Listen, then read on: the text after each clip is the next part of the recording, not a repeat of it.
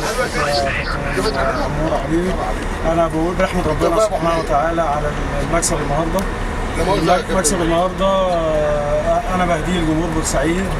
جمهور بورسعيد انا وعدته مع حضرتك في التسجيل مع حضرتك النهارده المباراه ان احنا نهديهم المباراه ونقدم لهم ابتسامه، لان نادي المريخ انا بعتبره النادي الاخ الاصغر النادي المصري، ومهم جدا سعاده جماهير بورسعيد وجماهير النادي المصري جمهور بورسعيد كله. بنقدم له فرحه ونقدم له سعاده وبقدم له وعد تاني ان احنا مكملين في كاس مصر ان شاء الله للنهائي باذن الله.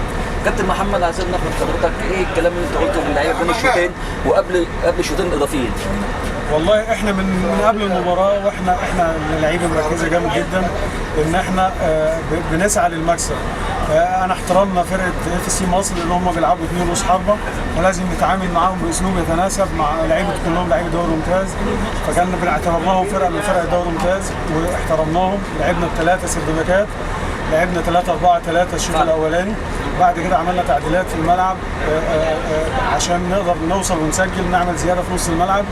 نزلنا وفائي تحت المالح تحت هشام، وبعد كده خرجنا باك ولعبنا زودنا برضه فيرود احمد عبد الله، لعبنا بطول رؤوس حربه وتحتيهم كان شعبان وتحتيهم وفائي، على اساس ان احنا نضغط الفرقه في الشوط الثاني، لان الفتنس كان لصالحنا، ولعبنا على عامل اللياقه البدنيه ان هو هيبقى مؤثر جدا لو وصلنا لاكسترا تايم، ونقدر ننهي المباراه في الاكسترا تايم من خلال معدلات اللياقه البدنيه عند المريخ افضل بكتير من اف سي مصر. والحمد لله اتحقق اللي احنا فكرنا فيه ووصلنا له، قدرنا نحققه والحمد لله. بنحمد ربنا سبحانه وتعالى، وبوعد تاني وبنأكد ان احنا ان شاء الله مجلس اداره ولاعبين جهاز فني ان احنا عندنا امكانيات وعندنا قدرات لعيبه ان شاء الله نقدر نكمل لاقصى مدى في كاس مصر. على ما اعتقد كابتن محمد ان احمد وش حلو عليك برضه النهارده. احمد ابني انا بقول ان هو لعيب كويس ان شاء الله، من اللعيبه لعيب كويس يا كابتن، لعيب كويس بيلعب في نادي القناه مواليد 2004 ولعيب مهم جدا في نادي القناه، وجاله للنادي الاسماعيلي لكن انا فضلت ان هو يلعب في نادي القناه ناديه انا اتربيت فيه وخدمت في نادي القناه وهو ابن من ابناء نادي القناه. الله يبارك فيك. انا بقول من حق الناس كلها تفرح النهارده، الناس تعبت والناس اجتهدت وعملت اللي عليها. انا بشكر لعيبتي وبشكر الجهاز الفني اللي معايا كله، وبشكر الكابتن احمد جوهر. الكابتن احمد جوهر ده من الشخصيات المحترمه جدا، انا من افضل رؤساء مجالس الادارات اللي انا اتعاملت معاهم، وانا بقدم له المكسب ده لان هو يستحق اكتر من كده. وشكرا معنا. شكرا. مبروك كابتن محمد. احنا الحمد لله رب العالمين، طبعا الف مبروك لجمهور بورسعيد اللي هو كان واقف جنبنا الفتره اللي فاتت دي جامد. وزي ما انت قلت لك واحنا اتكلمنا مع بعض، انا قلت لك احنا الدوري ما اخفقناش، ان ما كانش فيه توفيق، انما احنا الحمد لله رب العالمين فضل من عند ربنا ان احنا مركزين كويس قوي في الكاس، ان احنا ربنا يكرمنا، وكان كل تركيزنا ان احنا ان شاء الله نعدي المباراه دي كمان.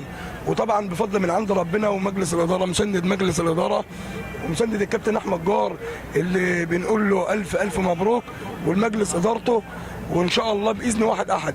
الكابتن محمد عين ما اخترت، الكابتن محمد عبد الرحمن من الناس اللي قريبه لقلبي، ومن المدربين اللي بعد يعني طبعا كان الكابتن ياسين عامل طفره وكان كويس،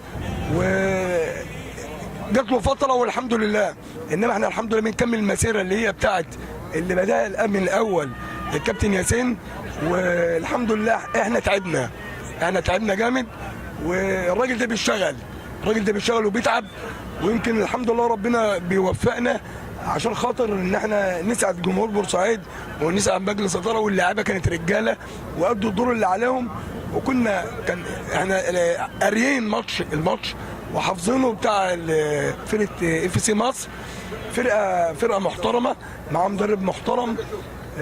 قرينا الماتش ولعبنا عليه، والحمد لله رب العالمين كان التوفيق من عند ربنا يعني لغايه اخر لحظه، وانا بفضل من عند ربنا عارف ان احنا مش هنلعب ضربات جزاء، اقسم بالله عارف ان احنا ربنا هيكرمنا. كنت حاسس يا كابتن؟ اقسم بالله احنا التغييرات اللي عملناها تغييرات موفقه جدا، يعني الحمد لله رب العالمين. هم ابتدوا حتى البدني بتاعهم وقع في الاخر، واحنا عارفين الكلام دون، يعني هم طالعين احنا بنلعب، يعني الكابتن محمد بفكره وفكرنا مع بعض ان احنا كنا بنلعب على العامل النفسي بتاع اف سي مصر. هو زينا، هو عنده امل ان هو يصعد، واحنا عندنا امل ان احنا نصعد، بس هو ما وفقش في الترقي. فكنا بنلعب على العامل دون ان هم ممكن يبقى عندهم احباط شويه، واحنا بفضل من عند ربنا عندنا طموح ان احنا نكمل، لان احنا اللعيبه اللي موجوده، ويمكن الكابتن احمد جار قالها في كذا تصريح، قال للرجاله اللي موجوده، قال لهم انتوا احسن لعيبه في مصر واحسن لعيبه في الدوري ده. فاللعيبه اللي موجوده لعيبه كويسه جدا، وكانوا رجاله رجاله رجاله، وكان عندنا امل في ربنا سبحانه وتعالى ان ربنا يكرمنا. وكفايه ان احنا جهاز كله بيخاف على بعض، جهاز محترم، بنحب بعض، بنخاف على بعض، عشان كده ربنا بيكرمنا لغايه اخر دقيقه. لو ربنا وفقنا في الماتش اللي فات بتاع المقاولين والماتش ده، لان احنا قلبنا كلنا على قلب بعض، بنحب بعض، عندنا تصميم واراده، عندنا ان احنا ربنا يكرمنا، وعندنا خلي بالك طموح كبير قوي ان احنا نصعد كمان. يعني احنا عندنا امل، مش ده بس، لا ده في لعيبه اخذت حاجتها وشنطها وحاجتها وعشان تمشي، قلنا لهم ما تمشوش، احنا راجعين تاني. اقسم بالله، والكابتن محمد قال الكلام دون، يعني كابتن محمد عبد الرحمن نبه وقال احنا راجعين تاني ان شاء الله. فالحمد لله رب العالمين. طبعا انا بحب اهني شعب بورسعيد العظيم ان في فرقتين ان شاء الله، النادي المصري الكبير العريق وشقيقه الصغير نادي المريخ. واحنا طبعا كنا بنبذل مجهود، عايزين البسمه، والله العظيم عايزين البسمه، وعايزين الناس تفرح كتير جدا، يفرحوا على طول في بورسعيد، شعب بورسعيد. واحنا بنوعد شعب بورسعيد ان احنا بنمشي خطوه خطوه، والله اعلم الى باذن الله الى اخر مدى يعني. وباذن الله باذن الله باذن الله بقدم الانتصار ده لمجلس الاداره والجميع اللعيبه والعامل والجناينيه وكل الناس ببارك لهم على المجهود العظيم. وطبعا الكابتن محمد عبد الرحمن والكابتن وليد الكاس والكابتن ياسر سليمان وطاقم العلاج الطبيعي والدكتور معتز وخالد الاداري معايا. طبعا كل الناس دي تعبت عشان نفرح شعب بورسعيد، ومبروك عليكم وعلينا ان شاء الله يا كابتن.